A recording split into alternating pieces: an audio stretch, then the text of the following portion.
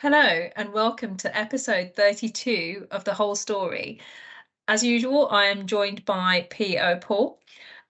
So I've had a few questions about how a promoter can add a contractor and street manager and how that looks on the contractor side. So Paul, can you show us, first of all, how does a promoter add a contractor in street manager? Okay, so I'm going to log in as an admin. It's funny, we've never done this before, actually. So admin access, contractor organizations. So the one I want isn't there. So add contractor organization, search, and let's do street.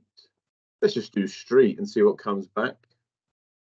Okay, so we've got a few here. The one I want to add is Street Contractor Limited, one we prepared earlier.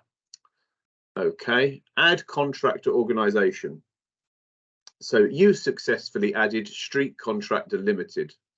Now, what has that done? Actually, nothing, because we need to do the second bit. So organization users, and I've got this drop down list here, you see guys, and I'm going to go to Street Contractor Limited. As it stands today, none of those users have got any access until I do this bit. So I need to go in and go click on the user, manage user permissions, and I'll give them full access for ease of use. You can do it view only, you can do it no access.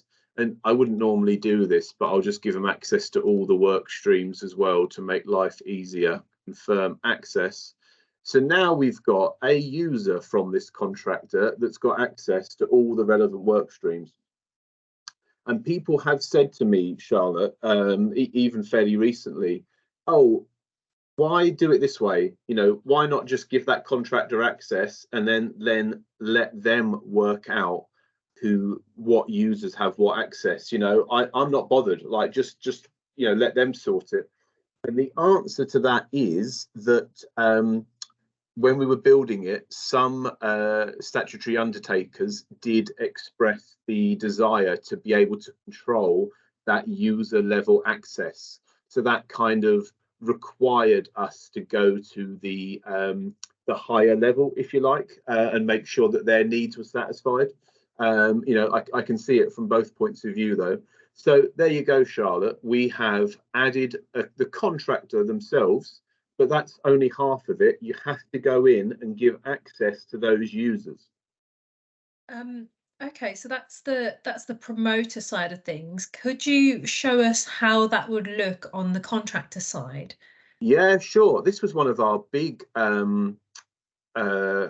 this was a lot of effort went into this during the build of Street Manager to work out how this was going to work, you know. So you can see here that I've got access to 2 different organizations, you know, Thames Water in this case, hope they don't mind me using them, and Smoke Test Promoter, our dummy one. So what I can do is I can go into Thames, there we go, but then you see here I've got change organization. So I can be here quite happily looking at the fixed penalty notices that I've got for, you know, thankfully it's none, but I can be 1 minute, I can be looking at an FPN that's come in for one organization, and then I can click on change organization. I can go into Smoke Test Promoter, and I can raise a permit for this organization.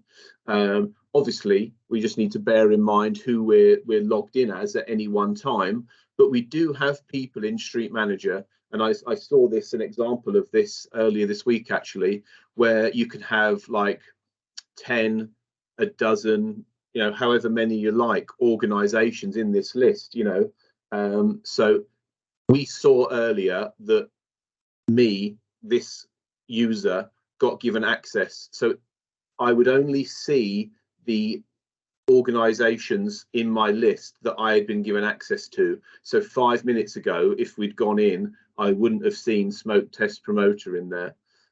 Thanks for that. And we'll see you on the next episode of The Whole Story.